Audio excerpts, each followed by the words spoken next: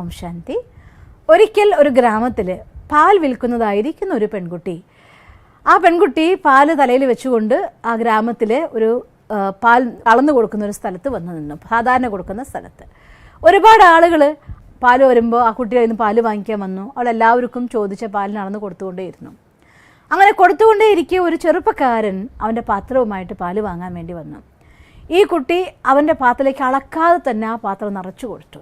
ഈ ദൃശ്യമൊക്കെ കണ്ടുകൊണ്ട് അതിൻ്റെ കുറച്ചപ്പുറത്തായിട്ട് ഒരു വൃദ്ധനായിട്ടുള്ള ഒരാളിരിക്കുന്നായിരുന്നു. അയാളുടെ കൂടെ ഒരാളും ഇരിക്കുന്നുണ്ട്. ആ ആൾ പറയും, കണ്ട ആ പെൺകുട്ടി ചെയ്തത്, എല്ലാവർക്കും അളന്നു കൊടുത്തു, ആ പയ്യൻ വന്നപ്പോൾ നോക്ക് ആ പാത്രം നിറച്ചു കൊടുത്തു. അപ്പോൾ അയാൾ പറയും, അതിന് പറഞ്ഞിട്ട് കാര്യമില്ല, ആ കുട്ടിയെ കല്യാണം കഴിക്കാൻ പോകുന്നതാണ് ആ പയ്യൻ. അപ്പോൾ അവനോട് അവൾക്ക് അത്രയും സ്നേഹമാണ്. ആ സ്നേഹത്തിൻ്റെ സമർപ്പണമാണ് അളക്കാതെ നൽകിയ ആ പാലെന്ന്. ഇതുതന്നെയാണ് മനുഷ്യന്മാർ നമ്മുടെ ജീവിതത്തിൽ പഠിക്കേണ്ടതും. സ്നേഹം കൊടുക്കുന്ന സമയത്ത് അതിലൊരിക്കലും അളക്കാൻ പറ്റില്ല. എൻ്റെ അടുത്ത് ഇങ്ങനെയൊക്കെ സ്നേഹത്തോടെ പെരുമാറുന്നവരോടെ സ്നേഹിക്കാവെന്ന് പറയില്ല. കുറേ ആളുകൾ, കുറേ കുട്ടികൾ. ഞാൻ ജീവിതം തുടങ്ങുന്നേക്കാൾ മുന്നേ നെവർ ഡിപ്പെൻഡ് ഓൺ എനിവൺ എന്നുള്ള വീഡിയോയിൽ ഞാൻ പറഞ്ഞിട്ടുണ്ടായിരുന്നു. നമ്മുടെ ജീവിതത്തിൽ ഞാൻ വിവാഹം കഴിച്ചവർക്ക് വേണ്ടി ഞാൻ മുന്നേ പറഞ്ഞിട്ടുണ്ട് എന്നൊക്കെ ഒരു കഥ പറഞ്ഞിട്ടുണ്ടായിരുന്നു, ഒരു പോയിന്റ്. ഒരുപാട് പേരെ എന്നോട് ചോദിക്കുന്നു, അത് ആ പോയിന്റ് എന്തെന്ന് സിസ്റ്റർ എനിക്ക് പറഞ്ഞു തരുമോ എന്ന്. അതുകൊണ്ടാണ് ഇന്ന് ഈ കഥ ഞാൻ നിങ്ങൾക്ക് വേണ്ടി പറയാൻ ആഗ്രഹിച്ചത്. ജീവിതം ആരംഭിച്ചു കഴിഞ്ഞു, മാരീഡായി മുന്നോട്ട് പോകുമ്പോൾ ഒരിക്കലും അതൊന്ന് മാറാനേ പാടില്ല എന്നൊന്നും ഞാൻ ഒരിക്കലും പറയില്ല. അത് അന്ധവിശ്വാസമായി പോകും. ഒരിക്കലും മാറാൻ പാടില്ല എന്ന് പറയുമ്പോൾ എനിക്ക് കുറച്ച് കഷ്ടപ്പാടാണ്, അതുകൊണ്ട് ഞാൻ ഇവരെ വിട്ടു പോട്ടെ എന്ന് നിങ്ങൾ ചോദിക്കരുത്. അന്ന് അവരോട് എനിക്കൊരു കാര്യം പറയാനുള്ളത് എന്താണെന്നറിയോ? നിങ്ങൾക്കറിയോ, നമ്മുടെ ജീവിതത്തിൽ ഈ യാത്രയിൽ കർമ്മം എന്ന ഒരു കയറുകൊണ്ട് കെട്ടപ്പെട്ടിട്ടാണ് ഒരാളുമായുള്ള ജീവിതത്തിലേക്ക് നമ്മൾ കാലുവെച്ച് പോകുന്നത്, അഥവാ ഒരു സാഹചര്യത്തിലേക്ക് നമ്മൾ വലിച്ചിഴക്കപ്പെടുന്നത്.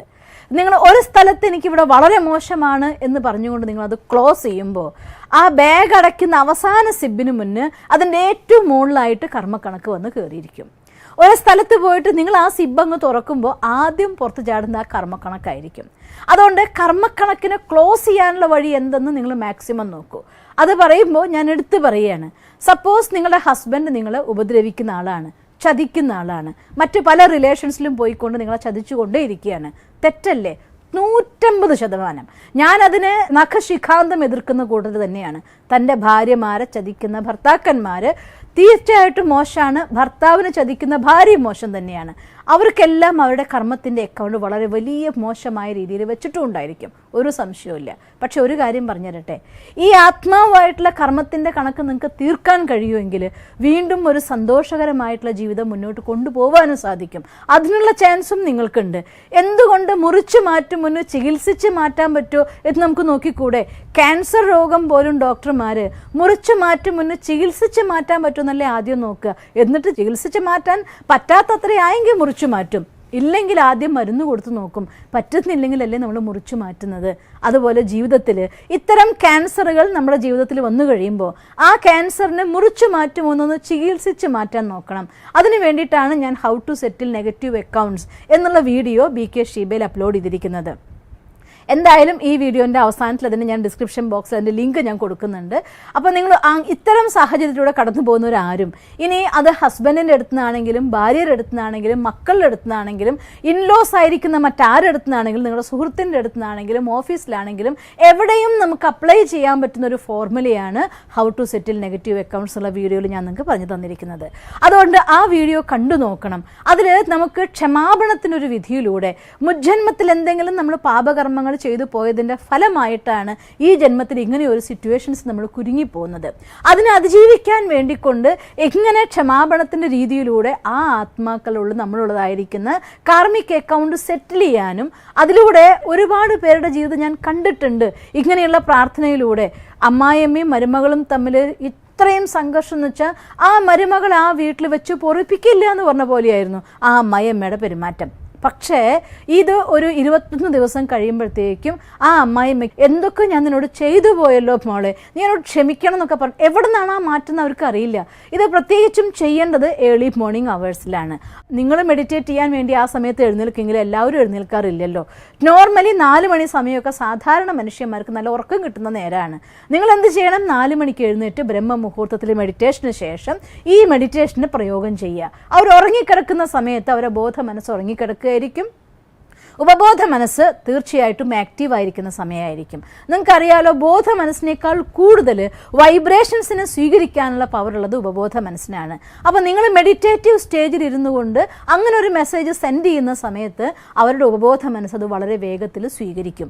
അങ്ങനെ ദിവസവും നിങ്ങൾ കുറച്ച് സമയം, ഞാൻ 21 ദിവസം എന്ന് പറയുമ്പോൾ 21 ദിവസം കൊണ്ട് തീരും എന്നല്ല പറയുന്നത്, പക്ഷേ ഞാൻ ഒരുപാട് പേര് 21 ദിവസം കൊണ്ട് തീർന്നവരെ കണ്ടിട്ടുണ്ട്, ഒരാഴ്ച കൊണ്ട് മാറിയവരെ പോലും കണ്ടിട്ടുണ്ട്. എനിവേ തീരും എന്ന കാര്യത്തിൽ യാതൊരു സംശയവുമില്ല. അപ്പം അതുകൊണ്ട് ഒരു സ്ഥലത്ത് എനിക്കിത് ക്ലോസ് ചെയ്ത് പോകണം എന്ന് പറഞ്ഞ് മറ്റൊരു സ്ഥലത്ത് എത്തുമ്പോൾ പല കുട്ടികളും എന്നോട് പറയുന്നുണ്ട്, എൻ്റെ ഹസ്ബൻഡിൻ്റെ വീട്ടിൽ സഹിക്കുക വയ്യാതെ എൻ്റെ വീട്ടിൽ വന്നു. എൻ്റെ വീട്ടിൽ വന്നപ്പോൾ എൻ്റെ അച്ഛനും അമ്മയും എൻ്റെ ആങ്ങളെയൊക്കെ അതിനേക്കാൾ മോശമായിട്ട് എന്നോട് പെരുമാറുന്നു. ബിക്കോസ് നമ്മൾ അവിടുത്തെ സിബ് ഇട്ടിട്ട് ഇങ്ങോട്ട് പോന്നപ്പോൾ ആ കണക്ക് അവിടെ നിൽക്കുമായിരുന്നു. വന്നിറങ്ങിയപ്പോൾ അവിടെ വന്ന് ആദ്യം പുറത്ത് ചാടിയത് അതായിരിക്കും. അപ്പോൾ സ്നേഹമുള്ള ആളുകൾ എന്തുകൊണ്ട് എന്നോട് ഇങ്ങനെ പെരുമാറുന്നു എന്ന് പോലും തോന്നിപ്പോവും. അതുകൊണ്ട് അതിന് കാരണം അവരല്ല, കർമ്മക്കണക്കുകളുടെ കയറ് കൊണ്ട് കെട്ടപ്പെട്ടവരാണ് നമ്മളെല്ലാവരും. ആ കയറ് മുറിക്കാനുള്ളതായിരിക്കുന്ന വിദ്യയാണ് ഈ പറയുന്നതായിട്ടുള്ള വീഡിയോയിൽ ഞാൻ പറഞ്ഞു തന്നിരിക്കുന്നത്. കണ്ടു നോക്കണം, അത് പ്രകാരം നിങ്ങൾ ചെയ്തു നോക്കണം. മെഡിറ്റേഷൻ കഴിഞ്ഞിട്ട് ചെയ്യണം. കാരണം മെഡിറ്റേഷൻ സമയത്ത് നമ്മുടെ മനസ്സ് ശാന്തവും ഈശ്വരൻ്റെ അടുത്ത് നിന്ന് ശക്തി നിറയ്ക്കുമ്പോൾ മനസ്സ് പൂർണ്ണ ശക്തിശാലിയാവും. പവർഫുൾ ആയിരിക്കുന്ന വൈബ്രേഷൻസ് ആ സമയത്ത് നമുക്ക് സെൻഡ് ചെയ്യാൻ കഴിയും. അഥവാ പവർഫുൾ മെൻ്റൽ മെസ്സേജസ് ആ സമയത്ത് നിങ്ങൾക്ക് അയക്കാൻ കഴിയും. അത് വളരെ വേഗത്തിൽ ആക്റ്റീവ് ആവും. അവർ ഉറങ്ങിയിരിക്കുന്നു, നിങ്ങൾ അതിൻ്റെ ആ ഉപബോധ മനസ്സിൻ്റെ അതേ സ്റ്റേജിലേക്ക് ഉയർത്തിക്കൊണ്ട് നമ്മുടെ സബ് കോൺഷ്യസ് മൈൻഡുകൾ തമ്മിലുള്ളതായിരിക്കുന്ന കമ്മ്യൂണിക്കേഷൻ, ആ കമ്മ്യൂണിക്കേഷനിലൂടെ നമുക്ക് ഏതൊരു നെഗറ്റീവ് ആയിട്ടുള്ള ഫീലിങ്സിനും ഹീൽ ചെയ്യാൻ പറ്റും. നിങ്ങളടുത്ത് മോശമായി പെരുമാറുന്നവരടുത്ത് നമുക്കത് നന്നാക്കാൻ പറ്റും. അഥവാ എന്തെങ്കിലും നിങ്ങളുടെ കയ്യിൽ നിന്ന് തെറ്റുപറ്റിയ പാപഭാരം കൊണ്ട് അവരുമായിട്ടുള്ള റിലേഷൻ നിങ്ങൾക്ക് നന്നായിട്ട് കൊണ്ടുപോകാൻ സാധിക്കുന്നില്ലെങ്കിൽ അവരോട് മാപ്പ് ചോദിച്ചുകൊണ്ട് അതിനും നിങ്ങൾക്ക് ഹീൽ ചെയ്യാൻ സാധിക്കും. ഒരു വളരെ നല്ല മെത്തേഡാണ് അതിൽ പറഞ്ഞിരിക്കുന്നത്.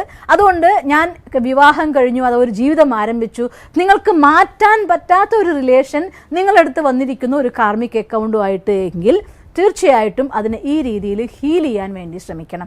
എല്ലാം മുറിച്ചു മാറ്റാൻ മാത്രമല്ല, സുഖപ്പെടുത്താനും സാധിക്കുമല്ലോ. കഴിയുന്നത്ര സുഖപ്പെടുത്താൻ നോക്കണം. എന്നിട്ട് വേണം നമുക്ക് മുറിച്ചു മാറ്റണോ വേണ്ടേ നിശ്ചയിക്കാൻ. അതുകൊണ്ട് ആ രീതിയിൽ നിങ്ങളുടെ ജീവിതത്തിൽ പ്രോബ്ലംസ് വരുന്ന സമയത്ത് ഇതൊരിക്കലും ആശ്രയിക്കലല്ല, ഇത് ആശ്രയം കൊടുക്കലാണ്. നമുക്കറിയാലോ, പലപ്പോഴും തോൽക്കുന്നത് ജയിക്കലായിരിക്കും. മറ്റുള്ളവരുമായിട്ടുള്ള ഈഗോ ക്ലാഷ് ഇല്ലാതിരിക്കാൻ വേണ്ടി തോറ്റു കൊടുക്കുന്നത് നമ്മൾ ആ സമയത്ത് ജയിക്കലാണ്. അതേപോലെ ഇങ്ങനെ ഒരു സാഹചര്യത്തിൽ നിങ്ങൾ അവരുടെ സംസ്കാര പരിവർത്തനത്തിന് വേണ്ടി അവരും നമ്മളും തമ്മിലുള്ള കാർമിക് അക്കൗണ്ട് ഇല്ലാതാക്കാൻ വേണ്ടി ചെയ്യുന്ന ഒരു വിദ്യയിലൂടെ നമ്മൾ ആശ്രയിക്കല്ല ചെയ്യുന്നത്, മറ്റൊരാൾക്ക് ആശ്രയം കൊടുക്കുകയാണ് ചെയ്യുന്നത്. ആ സത്യത്തെ മനസ്സിലാക്കിക്കൊണ്ട് ആ കർമ്മക്കണക്കിൻ്റെ കഥേനെ തീർത്തുകൊണ്ട് ജീവിതത്തെ സുഗമമായിട്ട് മുന്നോട്ട് കൊണ്ടുപോകാൻ നിങ്ങൾ ശ്രമിക്കണം. തീർച്ചയായിട്ടും ആത്മാർത്ഥമായി ശ്രമിക്കുമെങ്കിൽ ഞാൻ ഒരുപാട് കണ്ടിട്ടുണ്ട്. കുടിച്ചു വന്നിട്ട് തൻ്റെ ഭാര്യനെ അരക്കെട്ടിൽ ഇങ്ങനെ പിടിച്ചിട്ട് പന്ത് പോലെ തട്ടി എറിഞ്ഞ് അങ്ങനെ എറിഞ്ഞിരുന്ന ഭർത്താവ് തൻ്റെ ഭാര്യ എന്ന് പറയുമ്പോൾ ഒരു ദേവിയെ പോലെ സ്നേഹിക്കുന്ന ഭർത്താവായി മാറിയത് ഞാൻ കണ്ടിട്ടുണ്ട്. അമ്മയുടെയും സഹോദരിമാരുടെയും വാക്ക് കേട്ടിട്ട് അടിച്ച് കേടാക്കിയിട്ട് അത് കഴിഞ്ഞ ശേഷം പശ്ചാത്താപം കൊണ്ട് എന്നും ചികിത്സ കൊടുത്ത് സ്നേഹിച്ചു കൊണ്ട് നടക്കുന്ന ഭർത്താവിനെ ഞാൻ കണ്ടിട്ടുണ്ട്. ഈ ജീവിതത്തിൽ മാറി മറിയാത്ത ഒരു അക്കൗണ്ട്സും ഇല്ല. നിങ്ങൾ അത്രയും ശ്രമിക്കൂ. എല്ലാ ശ്രമവും കഴിഞ്ഞിട്ട് അത് നേരെ വരുന്നില്ല ചിലർത്ഥം നിങ്ങളും അവർ നമ്മളെ കണക്ക് തീർന്നിട്ടുണ്ടായിരിക്കും. എന്നാൽ നമുക്ക് അങ്ങ് അകന്നു പോകാമെന്ന് വിചാരിക്കാം. അല്ലാതെ ഒരു കൊച്ചു പ്രശ്നം വരുമ്പോഴത്തേക്കും, ഒരു ക്യാരക്ടർ ഡിഫക്റ്റ് കാണുമ്പോഴത്തേക്കും ഇതിവിടെ അവസാനിപ്പിക്കട്ടെ അഥവാ ഞാൻ അവസാനിപ്പിക്കട്ടെ, ഇത്തരം ചിന്താഗതി പാടില്ല. അത് തെറ്റാണ്. ഈശ്വരൻ തന്ന അമൂല്യമായിരിക്കുന്ന നിധിയാണ് ഈ ജീവിതം. ഇതിനെ അവസാനിപ്പിച്ചാലോ എന്ന് ചിന്തിക്കുന്നത് തന്നെ മഹാപരാധമാണ്. അതുകൊണ്ട് അങ്ങനെയുള്ളതായിരിക്കുന്ന ചിന്തകളിലേക്ക് പോവരുത്. എന്തിനും നന്നാക്കാൻ നമുക്ക് സാധിക്കും. എല്ലാ ജീവാത്മാവിൻ്റെയും ഒറിജിനൽ ക്വാളിറ്റി വാല്യൂസ് ആണ്. ആ വാല്യൂസിനെ ഡെവലപ്പ് ചെയ്താൽ മാറ്റാൻ പറ്റാത്ത ഒന്നുമില്ല. ഈശ്വരൻ കൂട്ടുണ്ടെങ്കിൽ നടക്കാത്ത ഒരു കാര്യങ്ങളും ഇല്ല. അതുകൊണ്ട് സ്നേഹത്തിൻ്റെ സമർപ്പണത്തിൻ്റെ മുന്നിൽ അസംഭവ്യമായ കാര്യം പോലും സംഭവ്യമാക്കും. അങ്ങനെ നിങ്ങൾക്ക് സാധിക്കട്ടെ എന്ന് ഞാൻ ഈശ്വരനോട് പ്രാർത്ഥിക്കുന്നു. ഈ ഫോർമുല ലൈഫിൽ അപ്ലൈ ചെയ്യും എന്ന് പ്രതീക്ഷിക്കുന്നു. നിങ്ങൾക്ക് അങ്ങനെ സാധിക്കട്ടെ എന്ന് പ്രാർത്ഥിച്ചുകൊണ്ട് നിർത്തട്ടെ. ഓം ശാന്തി. ദിവസം തോറും ജീവിത വിജയങ്ങൾക്ക് വെളിച്ചം വീശുന്ന പുത്തൻ വീഡിയോകൾക്കായി ഞങ്ങളുടെ യൂട്യൂബ് ചാനൽ സബ്സ്ക്രൈബ് ചെയ്യൂ. നോട്ടിഫിക്കേഷൻ ലഭിക്കുന്നതിനായി ബെൽ ഐക്കൺ ക്ലിക്ക് ചെയ്യൂ. ഒപ്പം ഞങ്ങളുടെ ഫേസ്ബുക്ക്, ട്വിറ്റർ, ഇൻസ്റ്റാഗ്രാം പേജുകൾ ഫോളോ ചെയ്യൂ. നന്ദി.